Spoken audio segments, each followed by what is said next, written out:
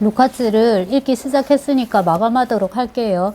여기에 이제 실린 세 편의 루카츠 논문은 1. 모더니즘의 이데올로기 2. 프란츠 카프카냐 토마스 만이냐 3. 비판적 리얼리즘과 사회주의 리얼리즘입니다. 이거를 도식화 하자면 있잖아요. 19세기가 이제 리얼리즘의 시대잖아요. 그 중에서 이제 소유럽 리얼리즘을 편의상 부르주아 리얼리즘이라고 부르고, 이 부르주아 리얼리즘이라는 게 말하자면 그 이전에 있었던 서사시 있죠. 서사시가 근대에 나타난 형태인 거예요. 근대의 서사지가 소설인데 그거를 이제 그 담은 사조가 혹은 그것이 반영하는 사조가 부르주아 리얼리즘이라 보면 될 것이고요. 대부분 다 소설을 논하는 거고요. 이제 그 다음에 요 부르주아 리얼리즘은 지리적으로 얘기를 하자면 이제 서유럽에 상대적으로 해당하고요. 그 다음 세 번째 논문에 나오는 그 비판적 리얼리즘 개념은 러시아의 리얼리즘을 특별히 이제 조망하는 개념으로서 고리끼가 이제 얘기했다고 알려져 있는데, 이걸 제가 지금 좀 많이 찾아보고 있는데요. 고리끼가 이제 그 이전에 19세기 문학을 비판적 리얼리즘이라고 부르고, 자기와 동지들, 그 다음에 이제 후배들이 하게 될 문학을 사회주의 리얼리즘이라고 부르면서, 비판적 리얼리즘의 마지막 대가는 그럼 누가 돼야 돼요? 체홉이 돼야 되고요. 루카츠도 체홉 얘기를 하더라고요. 의미 있는 맥락에서, 굉장히 의미심장한 맥락에서. 자, 그래서 부르주아 리얼리즘, 비판적 리얼리즘이라고 세부적으로 명명된 이 리얼리즘은 19세기를 이제 지배하던 사조인데, 이것이 이제 20세기로 들어오면 어떻게 되냐면, 부르주아 리얼리즘에 대한 일종의 반항, 반발, 싸움, 투쟁의 와중에서 이제 모더니즘이라는 굉장히 발칙한 어떤 흐름이 나타나게 됩니다. 자, 모더니즘이고요. 그 다음에 이제 그 러시아의 이 비판적 리얼리즘을 상대하면서 사회주의 리얼리즘이 나타나게 되는데, 부르주아 리얼리즘과 모더니즘의 관계는 정말 그 태제하고 안티태제의 느낌을 줘요. 둘이 막 싸우고 서로 막 좋지 않아요. 너무 반대되는 걸로 이렇게 루카츠가 보고 있고요. 반면에 이 비판적 리얼리즘과 사회주의 리얼리즘은 고등학교 때 그 교과서에 실린 무슨 그 지문 제목이었는데, 전통의 창조적인 개선과 발전이에요. 그러니까 비판적 리얼리즘이 갖고 있는 좋은 점을 그대로 다 이어받아서 더 이제 어떤 새로운 미래적 전망을 제시하는 사조, 그게 이제 사회주의 리얼리즘이다가 되고요. 그 다음에 프란츠 카프카냐 토마스 만이냐라고 할 때, 프란츠 카프카는 모더니즘을 대표하는 작가인 거고요. 그 다음에 그럼 토마스 만이 사회주의 리얼리즘이 돼야 돼요? 그렇지는 않아요. 그렇지는 않은 것 같고, 어떤 새로운 형식의 부르주아 리얼리즘을 고수하지만 어떤 유럽적인 그런 리얼리즘의 전통을 고스란히 가지고 있는 어떤 새로운 그런 사조라는 느낌으로, 하지만 모더니즘은 아닌 그 둘 중에 하나. 약간 그래서 이제 리얼리즘이냐 모더니즘이냐, 그거를 다르게 표현하면 프란츠 카프카냐 토마스 만이냐 이렇게 되는 거죠. 그 2번 논문인데요. 볼까요? 자, 2번 논문인데, 프란츠 카프카냐 토마스 만이냐를 보면, 프란츠 카프카는 1883년에 태어나서 1924년에 죽었으니까 41세. 토마스 만은 1875년에 태어나서 1955년에 죽었습니다. 야. 네, 날파리가 날아왔어요. 자, 1875년에 태어나서 1955년이니까 카프카보다 늦게 태어나가지고 더 오래 이제 살았습니다. 80세에 이제 죽었는데요. 이 루카츠의 프란츠 카프카냐 토마스 만이냐라는 논문은 1955년, 즉 루카츠가 70세인 그 해에 이제 쓰여졌는데요. 여러분 생각해보면 55년은 이제 2차 세계대전이 45년에 끝나고 냉전이 굉장히 심각했던 그런 시대 때인 거잖아요. 우리는 6.25예요. 그쵸? 그 우리의 6.25도 결국 냉전의 산물이니까, 지금 우크라이나 러시아처럼 우리 역시도 이제 우리 빼먹고 자기들끼리 이렇게 한 거잖아요. 한편 나중에 그 휴전 협정이고 이런 것들이. 자, 그런 이제 시대적인 배경을 염두에는 분명히 둬야 돼요. 왜냐하면 루카츠는 네이버든 구글이든 딱 검색을 하면 뜨는 게 유대인이고 헝가리인이고, 그러니까 헝가리 출신의 유대인 이렇게 하기도 하고, 유대인 전통의 헝가리인이기도 하고요. 이런 정체성에 덧붙여서 항상 붙는 게 막시스트다라는 거거든요. 그래서 이 사람의 이데올로기가 너무 중요하기 때문에 시대적인 맥락도 반드시 그 사람의 그 이론을 이해하는데 필수적으로 이제 그 시대적 맥락을 알아야 된다라는 건데요. 여기서 이제 프란츠 카프카는 모더니즘을 대표하는 작가인 거고요. 토마스 토마스만은 이 부르주아 리얼리즘의 어떤 현대적 변형, 그러니까 결과적으로 리얼리즘이에요. 어떤 현대적 리얼리즘을 이제 대변하는 그런 작가로 나오고, 그 밖에 이제 많은 무질이라든지 조이스라든지 앙드레 지드도 조금 언급이 되고요. 제가 잘못 발음했었죠. 악드 그라디 또 기억 안 나네. 무보상행이요. 그거 저 도스옙스키 연구소 초고에도 써놨던데, 네, 무보상행위. 뭐 그런 것도 굉장히 이제 모더니즘적 생각인 거죠. 그래서 생각보다 카프카 작품을 분석하고 토마스만 작품을 분석하는 건 아니에요. 근데 이제 제가 말씀드린 그 요지들을 쭉 얘기를 하는데, 그러니까 기존의 이 리얼리즘하고 모더니즘의 차이가 뭐냐인데요. 그거를 얘기를 하면서 굉장히 흥미로운 개념 중에 하나가, 저희가 전형은 많이 들어봤어요. 그죠? 전형, 타입, 그 다음에 유형, 타이폴로지, 그러니까 유형이라고 여기 번역했던데, 혹은 유형학이라고 볼 수도 있을 거예요. 과학에서는 모두가 다 유형이 되는 건 아니지만, 소설에서는 유형 아닌 인물이 없다. 등장하는 모든 인물은 다 유형이고, 또 한편으로는 리얼리즘 소설에서는 유형을 만든다는 게 되게 중요하거든요. 그러니까 뭐, 갑자기 토지가 생각나는데, 제가 그 고요한 동강 읽다가 토지가 상기돼서, 토지 같으면 거긴 또 최서희는 최서희의 어떤 유형이 있고요. 그 다음에 뭐 길상이는 길상이에, 그 다음에 봉순이는 봉순이에, 그런 유형들이 다 있단 말이에요. 그런 것들을 이제 항상 염두에 두게 되는데, 그거 말고 또 재밌는 개념이 원근법이에요. 원근법. 그러니까 19세기 소설에서, 리얼리즘 소설에서 어쩌면 철저하게 지켰던 것이 이제 이 원근법이다. 그리고 이제 원근법은 가까이서도 보면서 또 멀리서도 보는 것, 멀리서도 보면서 또한 이제 가까이에서도 또한 봐야 되고, 그 원근감이 이제 어떤 식으로든지 소설에 표현돼야 되고, 이제 그 장르상으로 볼 때 풍자문학 한 몇 번 예를 드는데, 스위프트의 걸리버 여행기, 혹은 걸리버 여행기를 쓴 스위프트, 그 다음에 살티코프 쉐드린이라고 19세기 러시아의 소설가 있습니다. 루카츠가 꽤 좋아했는지 몇 번 이야기를 하던데요. 쉐드린의 작품 같은 경우에도 이제 풍자소설, 대표적인 풍자소설이라고 하는데, 국내에는 잘 안 알려져 있지만 뭐 알릴 필요도 굳이 없다고 생각되고요. 아무튼 근데 그런 이제 풍자의 경우에는 굉장히 먼 원근법을 취하고 있고, 바깥에서 철저하게 바깥의 입장에서 안을 들여다보는 거예요. 안으로 들어가면 풍자가 되지 않거든요. 다 구구절절히 사정이 있고 차라리 감상소설이 되겠죠. 풍자소설이 되는 게 아니라. 자, 그런 식으로 이제 원근법 문제를 갖고 나오고, 이 원근법을 꽤 재미있게 네, 쓰고 있고요. 그러니까 여기서 루카츠가. 그리고 잊혀진 이름인데, 로제 마르땡 뒤가루, 티보가의 사람들에 들어가 있는 회색 노트만 우리가 읽었던 것 같은데요. 이제 이런 작가라든가 아나톨 프랑스, 로망 롤랑 뭐 이런 사람들, 네, 까미 페스트도 나오네요. 그래서 이제 여러 가지로 그 리얼리즘을 얘기를 하면서 그 원근법에 대해서도 얘기를 한다. 그 다음에 플로베르 같은 경우에는 비판적 리얼리즘은 대표적인 예가 플로베르인데, 이 같은 유토피아적 관념을 무시하면서 거부하는 척한다. 여기서 이제 비판적 리얼리즘의 대가를 플로베르라고 얘기를 하는데, 하고는 있는데요. 대략 느낌상 이 경우에는 사실 부르주아 리얼리즘이고요. 비판적 리얼리즘은 러시아 소설에 많이 적용이 이제 되는 것 같아요. 그리고 도스옙스키 언급이 되는데, 도시의 어둠에서 From the Darkness of the City, 이건 무슨 작품인지 도저히 모르겠네요. 하이네가 인용된다는 걸로 봐선 제가 볼 때 지하로부터의 쑥인 것 같거든요. 아무튼 이제 이렇게 해서 여러 그 작가들을 분석을 하다가 최후를 어떤 맥락에서 얘기를 하냐 하면요. 작가가 제기하는 문제만은 합리적이어야 한다. 해답은 심지어 톨스토이의 경우에도 불합리한 경우가 많다. 그러나 해답이 합리적인 질문에 근거한 것인 한 이 작업이 쓸모없는 것이라고 할 수는 없다라고 하면서 이 체홉의 이른바 합리적 질문을 그 루카츠가 계속 인용을 하는데, 제가 이해하기로는요, 작가의, 그러니까 문학 작가의, 그 다음에 문학 작품의 일종의 본분이라 하면은 질문을 던지는 거예요. 적절한 질문. 그러면 거기에 대한 답이 있어야 되잖아요. 하지만 답을 주는 거는 작가의 문학 작품의 몫이 아니에요. 틀린 답이 나올 수도 있을 거예요. 그건 우리가 찾는 거고요. 작가는 합리적인 질문을 던지는 게 중요하다. 제가 이게 원문이 뭔지 아까 좀 찾아보려고 했는데, 집에 빨리 가려고 하다 말았는데, 아무튼 이건 제가 찾아봐야 될 것 같고요.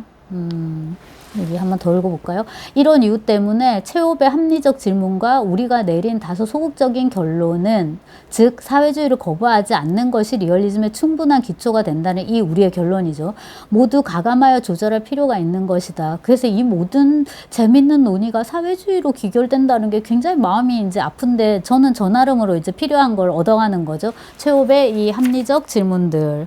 자, 그 다음에 이제 카프카 얘기 또 쭉 이렇게 비교를 하다가 모더니즘 엄청 격하게 비판해요. 엄청 욕하고, 이것도 왜곡하고, 사실도 왜곡하고, 세계도 왜곡하고, 인물의 내면도 왜곡하고, 그 다음에 이제 모더니즘의 키워드 중에 하나가 뭐냐면 불안인데요. 앙스트. 다스 앙스트. 중성이었던 것 같아요. 앙스트. 좀 손으로 너무 안 쓰게 되니까 한번 써봤습니다. 다스 앙스트. 그 파스빈더 감독의 불안은 영혼을 잠식한다에 아마도 이 단어가 들어갔던 것 같고요. 지금 문장이 통째로 기억나진 않고요. 앙스트. 그 다음에 스바이크 소설 중에서도 무슨 불안인가 저런 게 있었던 것 같은데, 독일어잖아요, 거기도. 자, 그 불안인데요. 이게 이제 모더니즘이 다루는 키워드 중에 하나인데, 이걸 이제 너무 왜곡된 형식으로 다룬다는 거죠. 너무 참아줄 수 없는 것처럼 느껴졌어요. 그럴 수 있을 것 같아요, 루카츠 입장에서는. 근데 그 참아줄 수 없는 모더니즘에 대해서 왜 써야 됐던가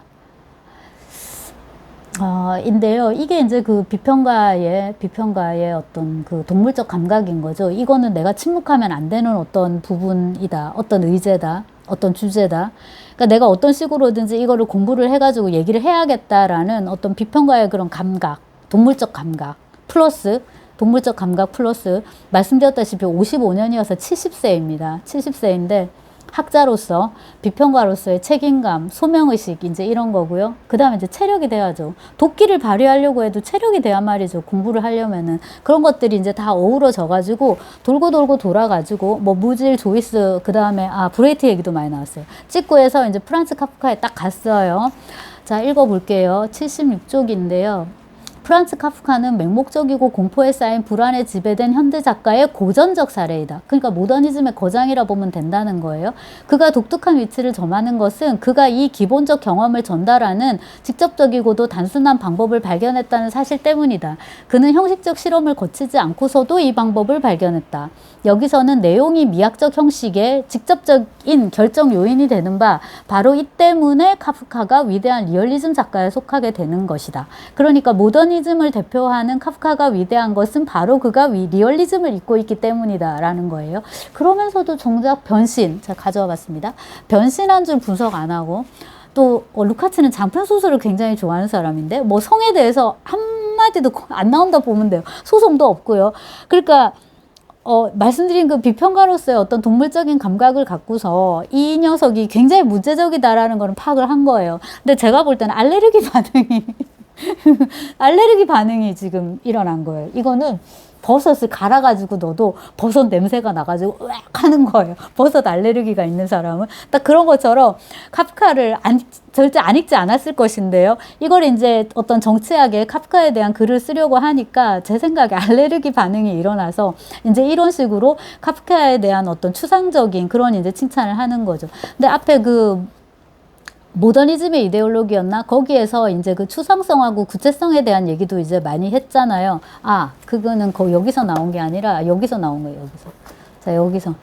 SR 그런 거 이제 얘기하면서 그 구체적이어야 된다고, 추상적이면 안 된다고, 이제 그 얘기를 되게 많이 했었는데, 모더니즘이 되게 이제 추상적인 건 거잖아요. 이 루카츠가 느끼기에는. 하지만 카프카는 그렇지 않다는 얘기를 이 책에서도 이제 했던 것처럼, 뭔가 이제 정치하고 굉장히 설득력이 있고 그렇단 말이에요. 그 다음에 이제 카프카의 작품이 주는 감명은 그의 정열적인 성실성. 우리 시대에는 보기 드문 것이다. 그것뿐만 아니라 그가 구성하는 세계의 간결성에서도 비롯된다. 그러니까 작가에게 줄 수 있는 뭐 최고의 찬사를 하는 거고요. 케고르적인 의미에서의 독창적인 작가인 카프카는 이 불안인 원인인 동시에 완성자인 그런 건데요. 단편적인 세계를 묘사한다. 그 불안과 단편적인 세계를. 그의 독창성은 새로운 표현 수단을 발견하는 데 있는 게 아니라 그가 창안해낸 세계와 이 세계에 대한 등장인물들의 반응을 아주 설득력 있게, 그러면서도 독자를 놀라게 하면서 표현했다는 데 있다. 설득력 있다. 독자를 설득한다. 독자를 설득하지 못하는 소설은 앞으로 나아갈 수가 없죠. 진짜 김영하 말대로 우리가 독자를 설득해야 되는데요. 그게 이제 리얼리즘인 거예요. 더 협소한 의미로는 개연성, 핍진성 이런 거고요. 그러면서도 독자를 놀라게 한다라는 게 일종의 이제 미학적인 소격 효과, 낯설게 하기, 좋은 의미의 미학적 충격, 이제 이렇게 되는 거죠. 현대 자본주의 세계의 악마적 성격과 이에 직면하는 인간의 무능력이야말로 카프카 작품의 진정한 테마이다. 그래서 이제 바깥에 이런 주제들은 잘 얘기를 해줬어요. 그러면 이제 세부적으로 들어가고 카프카 소설을 분석을 해야 되는데 그러지를 않고 큰 사항을 하나 더 짚어주는데, 그게 뭐냐면 어쨌거나 이제 카프카가 포착하는 거는 개인의 내면이라기보다는 이 합스부르크 왕조의 세계이다.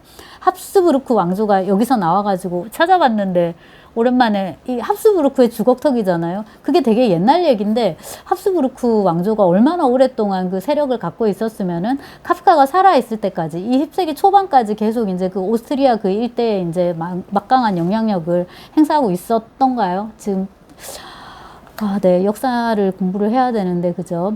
자, 그래서 프라하의 분위기에 깊이 젖어 있는 이 모호하고 탈역사적이고 초시간적인 세계의 유령 같은 막연한 불안이 완벽하게 반영돼 있는데, 이 역시도 뭡니까? 그 당시 오스트리아, 또 독일 문화권이 이제 갖고 있는 뭐라는 이제 그 얘기를 하는 거고요. 그리고 지금 있다 보니까 저도 좀 되게 거슬리는데, 이 가운데 줄이라고 하나요? 여기 줄 그어지는 거 있잖아요. 이거를 제가 지금 배치를 막바지 손질을 하면서도 그거를 어떻게 해야 될지 모르겠는데, 기존 번역에서 제가 다 살렸거든요. 근데 이제 와서 좀 없애기도 그렇고, 또 없애자니 제가 좀 소심해지는 거예요. 아무리 그래도 이 도스토옙스키가 쓰고 있는 이 가운데 줄을 내가 이거를 아예 빼내는 건 좀 아닌 것 같다는 생각이 들어서 그거를 살리면서도 약간 그거를 빼고도 말이 되게끔 우리말로 좀 옮기려고 되게 노력은 하는데, 이 가운데 줄은 아무튼 이거는 이제 푸는 게 제가 볼 때 우리말 지금 정서에, 우리말 문법에 더 맞는 것 같고요. 카프카 얘기를 하다가 이제 지금 더 하려고 하는 거는 토마스 만하고의 비교이다라고. 그래서 이제 토마스 만도 모더니즘적인 기법을 쓰기는 하지만은 그래도 이제 그는 꿋꿋하게 리얼리즘이다라는 얘기를 하는 것 같고요. 제가 토마스 만 별로 안 좋아해가지고. 그 다음에 중간에 브레이트 얘기를 되게 많이 하는데, 브레이트랑 루카치가 사이가 좀 안 좋았나요? 혹은 브레이트가 루카치를 싫어했나요? 혹은 고마워하지 않았나요? 발칙하게 굴었나요? 아시는 분? 네. 근데 여하튼 약간 조금 뭐라 해야 되지? 브레이트에 대한 그런 게 조금 느껴졌어요. 약간 유표적인 그런 작가구나라는 생각이 들었어요. 루카츠에게. 그래서 루카츠가 브레이트 얘기를 많이 합니다. 그리고 이제 맨 마지막으로 가서는 파시즘의 맥락에서 이제 이 문학을 보는 건데요. 오늘날 냉전 정책의 패배가 임박하고 새로운 평화공존 전망이 펼쳐지면서 비판적 사실주의적 부르주아 문학의 가능성이 한층 확대되고 있다. 그러니까 결국 이 리얼리즘이 이 부르주아 문학인데요. 그걸 이제 20세기하고 구분해서 사회주의 리얼리즘을 알게 됐기 때문에 그거하고 구분해서 부르자니 비판적 리얼리즘이 된 거예요. 소급해서 부르는 명칭인 거죠. 우리 시대가 안고 있는 진정한 딜레마는 자본주의와 사회주의의 대립이 아니라 전쟁과 평화의 대립이다. 이제 부르주아 지성인의 1차적 임무는 만연해 있는 숙명론적 불안을 배격하는 것이 되었다. 이것은 사회주의로의 약진을 의미한다기보다는 인간성 구출 작전을 의미하는 것이다. 결국 같은 얘기인 것 같아요. 인간성 구출 작전을 하려면 사회주의로 가야 된다는 쪽인 것 같고요. 부르주아 작가는 오늘날 이러한 전망에 직면해 있기 때문에 과거보다 자기 자신의 딜레마를 해결하기에 유리한 입장에 있다. 이 딜레마는 미학적으로 매력적이지만 퇴폐적인 모더니즘과 풍요로운 비판적 리얼리즘 사이의 선택의 문제다. 결국 이것은 프란츠 카프카냐 토마스 만이냐 중에서 하나를 선택하는 문제다.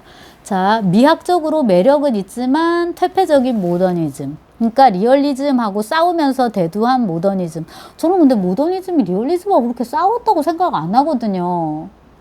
뭘 그렇게 다 싫을 게 있어요. 그리고 다 그거 읽고서 이제 자기 문학 하는 건데. 근데 이걸 이렇게 대립구도로 봐야 되나? 일단 그거부터가 조금 의문스럽고. 자, 그 다음에 이제 풍요로운 비판적 리얼리즘. 풍요로운 비판적 리얼리즘. 요게 이제 19세기 리얼리즘인데요. 요거를 이제 계승하는 게 사회주의 리얼리즘인 거예요. 둘 중에 어디로 가야 되냐? 프란츠 카프카는 그래도 모더니즘 쪽이고요. 토마스 만은 그래도 리얼리즘 쪽이에요. 요거를 이제 세 번째 논문, 비판적 리얼리즘과 사회주의 리얼리즘. 이거하고 이제 딱 비교를 해보면 이 리얼리즘이 아니라 저 리얼리즘으로 가야 된다. 요거는 이제 56년에 다음에 쓴 건데요. 여기서 이제 아까 말한 그 원근법 문제라든지 그 다음에 체홉의 아까 뭐였습니까? 체홉의 합리적인 질문이라든지 그 다음에 추상성이 아닌 구체성에 천착해야 된다라든지 그 다음에 이제 발자크식 톨스토이식 리얼리즘이 가졌던 장점 과 나란히 단점은 뭐냐면 예컨대 톨스토이 같으면 민중이나 이런 그 백성이죠. 의 삶을 그리긴 그렸을 때 이제 밖에서 보는 시선이었다. 근데 SR은 뭐예요? 사회주의 리얼리즘은 안으로 그린다는 거죠. 이 계급투쟁이 나와야 되는데 이 계급투쟁이 내적으로 묘사가 된다라는 거예요. 근데 왜 좋은 소설에 계급투쟁이 묘사가 돼야 되는지 자체가 일단 저는 마음에 안 들죠. 당연히 그 전제가. 근데 SR이라는 것 자체가 사회주의 리얼리즘이라는 것 자체가 앞에 사회주의가 있잖아요. 사회주의가 리얼리즘보다 더 중요한 사조가 사회주의 리얼리즘이에요. 그럼 사회주의가 중요하기 때문에 계급투쟁은 반드시 필수적으로 들어가야 되는 거예요. 그 다음에 이제 사회주의 리얼리즘이 요구하는 몇 가지 요소들이 있습니다. 그건 이제 다른 데서 또 제가 살펴봤거나 살펴볼 것이고요. 이제 그런 식으로 쭉 정리를 하고 있고요. 굉장히 꼼꼼하게 열심히 썼는데 너무나도 이데올로기적인 부분이 강해가지고 오히려 이제 문해 비평으로서는 조금 안타까운 그런 대목이 있고요. 그 다음에 이제 그 아까 그 작가 이제 말씀드린 고리끼가 이제 창시자라면은 사회주의 리얼리즘에 이것을 이제 가장 빛나게 완성하는 작가는 숄로오프. 그리고 지금 안 읽었는데 찾아봤는데 잘 안 찾아져가지고 솔제니친하고 뭐 플라토노프 이런 작가에 대해서 좀 많이 언급했던 것 같고요. 지금 아무도 안 읽어가지고 파제프 좋아했던 것 같고요. 그리고 중간에 이런 류의 이데올로기 소설이라고 부를 수 있어요. 이 이데올로기 소설의 원조로 체니셰프스키의 무엇을 할 것인가를 언급하고 있습니다. 여기 반 페이지 언급하고 있는데 제가 여기서는 못 찾아가지고 속상하다고 말씀을 드렸는데 찾고 찾다가 여기서 반 페이지 찾았어요.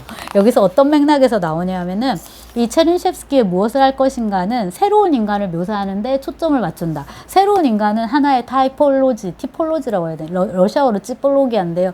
그 새로운 유형을 이제 인물 유형을 제시하는데 그것을 목표로 삼고 있는 소설이거든요. 이 무엇을 할 것인가라는 게.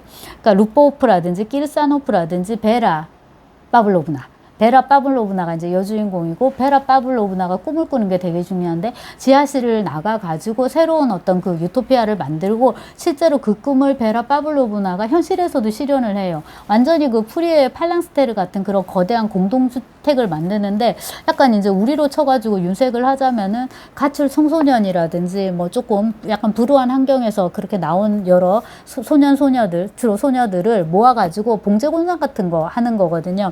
그래서 공업 공동체 정말 이제 어떤 소규모의 유토피아를 만드는 그런 꿈을 이제 베라 파블로브나가 이제 실현하게 되는 거죠. 근데 소설은 제가 읽은 지 좀 오래됐고, 근데 이제 다시 읽어서 내용은 업데이트 시키도록 하고, 여기서 이제 얘기하는 거는 엄청 잘 썼다예요. 요는 그런 식의 이제 새로운 인물들, 유형들을 체니셰프스키가 이 장편 소설에서 잘 창조를 했고, 덧붙여서 이제 이 사상이 중요한데, 이 체니셰프스키가 얘기하는 합리적인 이기주의가 여기서 아주 잘 드러난다라고 이제 극찬하고 있습니다. 근데 이 루카츠가 극찬하고 있는 체니셰프스키의 무엇을 할 것인가 이 요소들 있죠. 새로운 인간이라는 인물 유형, 그 다음 합리적 이기주의라는 이 사상 두 가지 모두 도스토옙스키가 지하로부터의 수기에서 가져와가지고 잘근잘근 씹어가지고 태태태 뱉고 있어요. 그래서 그거를 비교해보는 재미도 있고요.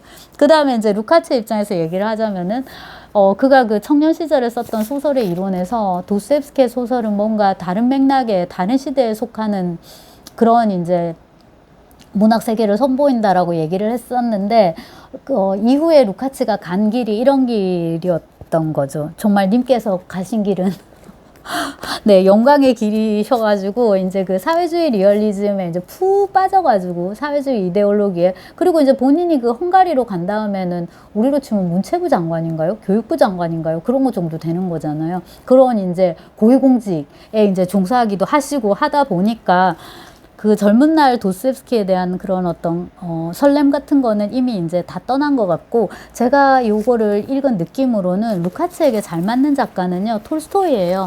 톨스토이가 제일 잘 맞고요, 러시아 작가 중에서는. 그 다음에 이제 그 토마스만 얘기하지만은 괴테에서 시작을 해야죠. 독일 문학의 원류는 괴테니까 그 괴테와 그 후손들, 친구들, 그쪽이 더 잘 맞는 것 같고, 프랑스 작가들도 그렇게 루카츠한테 잘 맞는 것 같지 않아요. 왜냐면 루카츠 이론의 원류는 해겔이기 때문에 이제 괴테와 그 다음 쭉 이어지는 뭐 토마스만이나, 그럼에도 불구하고 루카츠가 이 프란츠 카프카에 대해서 이 정도 얘기를 해줬다는 거는 이건 제가 지금 학자로서 읽는 거잖아요. 논문도 쓰고 하려고 굉장히 본받아야 되는 그런 대목으로 보입니다. 말씀드렸듯이 알레르기가 있었던 것 같은데요.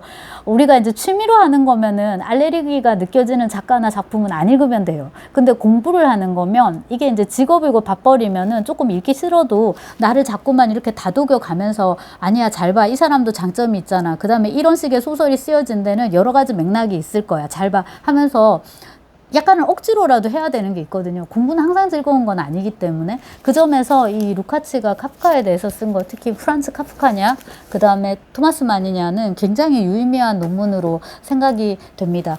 이거 말고 뒤에 몇 개 더 이제 있는데, 이거는 루카츠가 아니라 딴 사람이 이제 쓴 거예요. 제가 그것은 읽지 않았는데, 요거랑 그 다음에 이제 솔제니친하고 다른 플라토노프에 대해서 쓴 것도 찾을 수 있으면 이제, 혹은 꼭 찾아서 지금 읽으려고 하고요. 자, 루카츠를 더 읽어야 되겠다는 생각을 좀 했고, 루카츠를 읽으려면 해겔을 읽어야 되는데, 제가 저쪽에다 꽂아놨는데, 정신현상학을 대학 때도 읽고 너무 어려웠는데 지금도 못 펼치고 있습니다. 기회가 오길 바라고, 그 다음에 이제 이것도 지난 여름에 찍은 것 같은데 아직도 못 읽고 있는데, 네, 실종자입니다. 약간 반성하는 차원에서. 그 다음에 이제 이거는 또 딴소리인데, 창비에서 나온 이제 그 카프카 책인데, 민음사 세계 전집이 좋은 점 중에 하나가, 제가 생각할 때는 표지 디자인을 일본 오비디우스인가요? 거기서부터 지금까지 그 변신 이야기부터 해서 지금까지 안 바꾸고 있다는 거거든요. 일관되게 쭉 오고 있어요. 굉장히 마음에 드는데, 지금 문동은 뭐 나온 지 얼마 안 됐으니까 바꾸기도 그럴 것 같고. 자, 근데 창비는 요 약간 그 매트하다 그러죠. 이 메마른 이 질감에, 광택 없는 이 메마른 질감의 이 표지가 되게 좋았거든요. 좀 지적이고 약간 좀 적막하고, 예, 그렇기도 하고, 허무하기도 하고, 그게 좀 좋았는데, 이걸 바뀌었어요. 그래서 좀 아쉽다는 말씀을 겸사겸사 이제 하고, 이거도 읽고, 또 이거도 이제 읽어야 되겠지. 이거는 여러 번 읽었지만 또 한 번 읽으면 좋겠다라는 또 생각을 해서 책을 한번 가져와 봤습니다.